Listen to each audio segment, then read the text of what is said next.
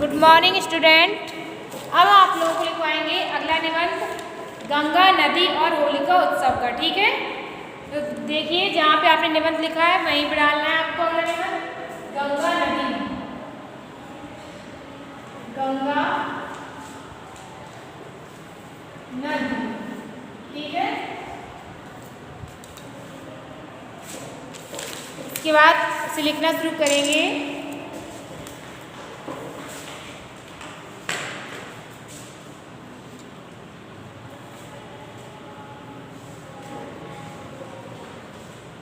गंगा नदी, गंगा भारतस्य पावना नदी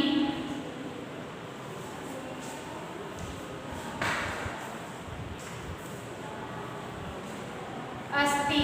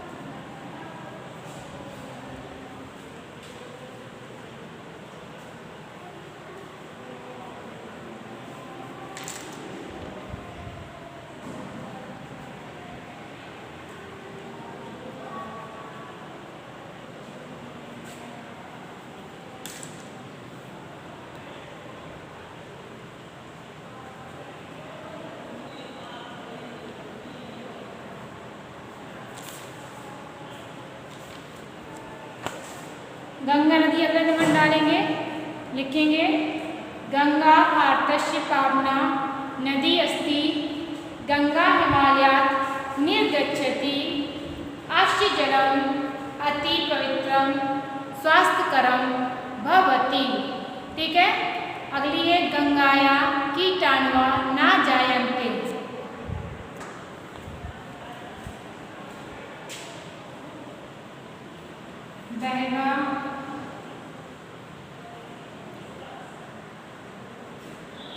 बहवा जना गंगा स्नानार्थ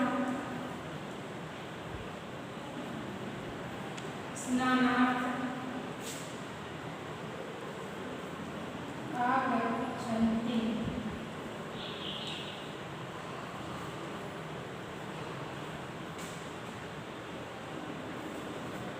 गंगा तट,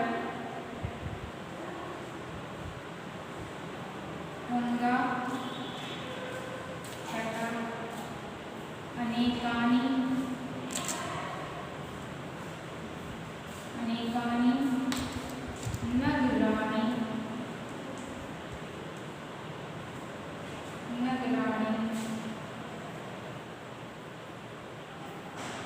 तीर्थानि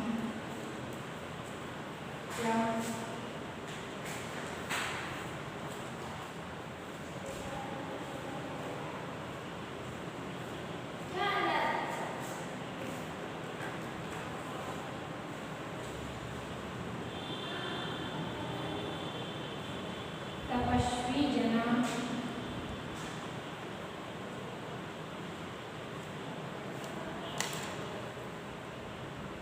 गंगा तटे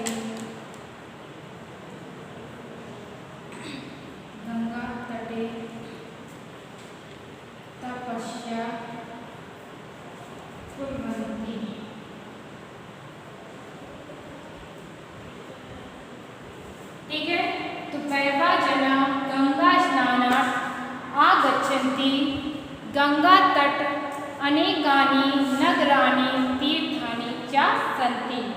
तपस्वी जना गंगा तटे तपस्या कुर्वन्ति। ठीक है।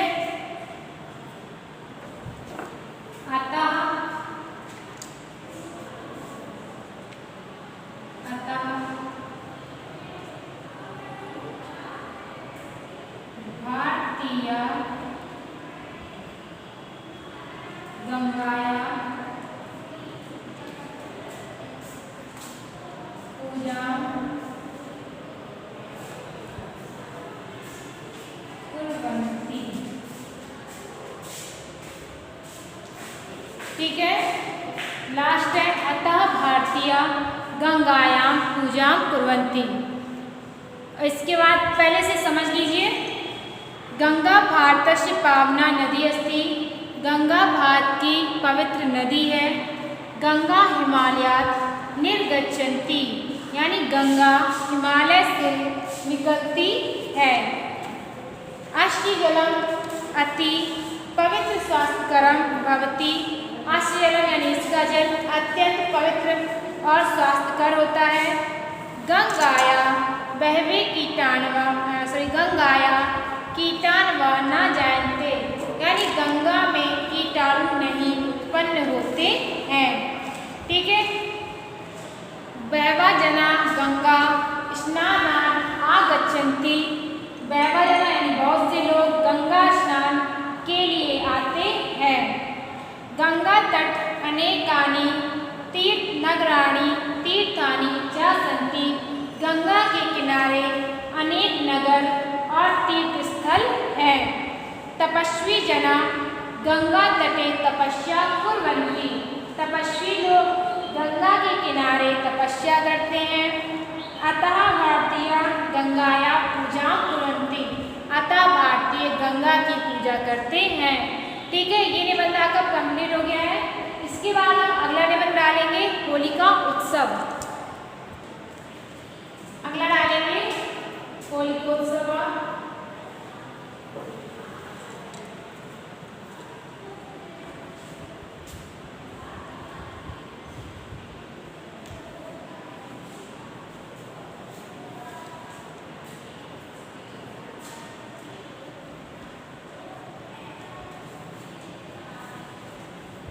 अस्माकं देशे बहवा उत्सवा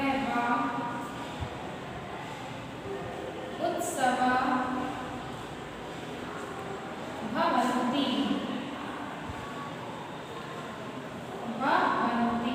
ठीक है। अस्माकं देशे बहवा उत्सवा भवन्ति। तेषु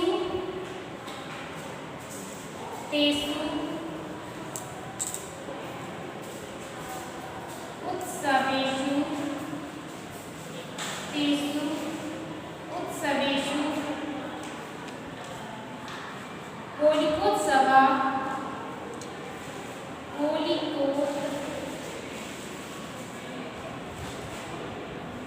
होलिकोत्सव अपि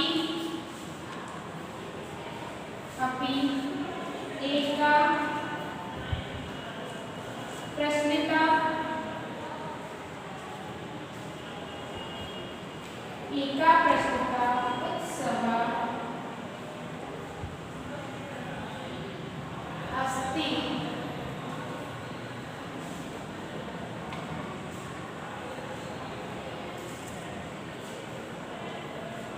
अयं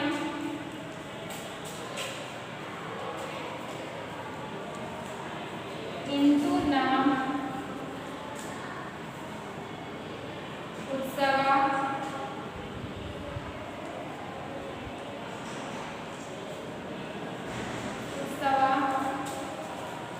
अस्ति।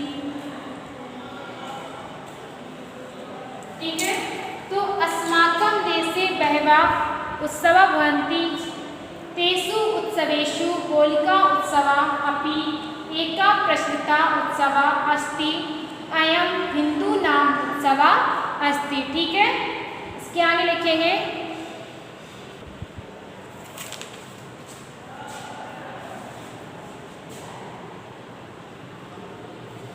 अयम उत्सवा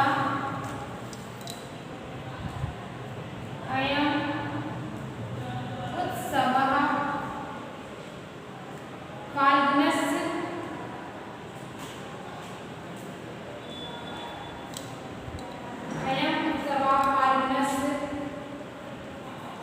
पूर्णिमाया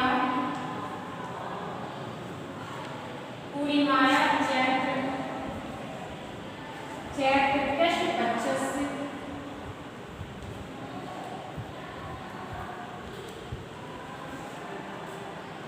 कृष्ण पक्षस्य प्रतिपाद्या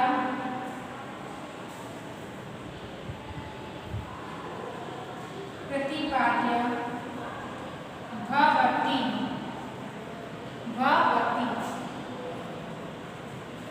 अगला है प्रथम दिनों रात्रो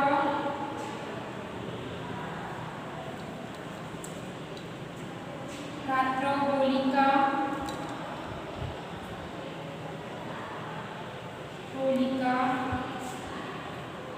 दहनम भवति।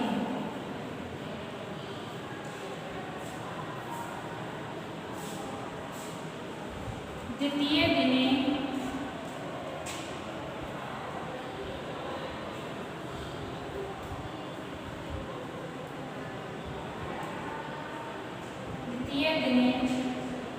जना धूलि कर्मदा च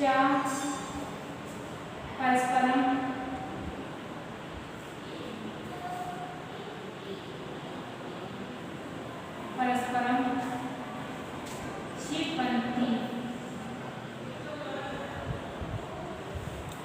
ठीक है। अयम उत्सवा फाल्गुनस्य पूर्णिमाया चैत्र कृष्ण पक्षस्य प्रतिपाद्या भवति। प्रथम दिनो रात्रो होलिका दहनं भवति। द्वितीय दिने जना धूलि कर्मदा च परस्परम क्षिपन्ति। ठीक है। इसके बाद अगली लाइन है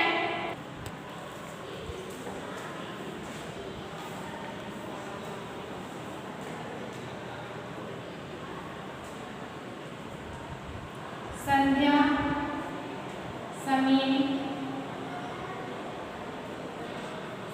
समय जना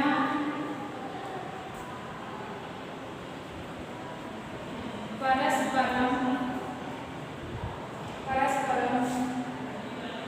मिलन्ति।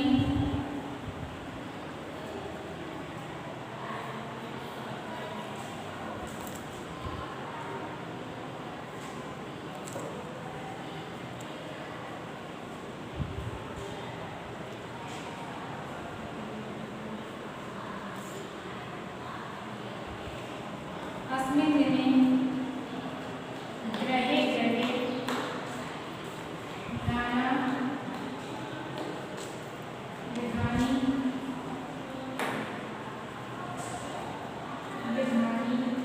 मिष्ठान्नानि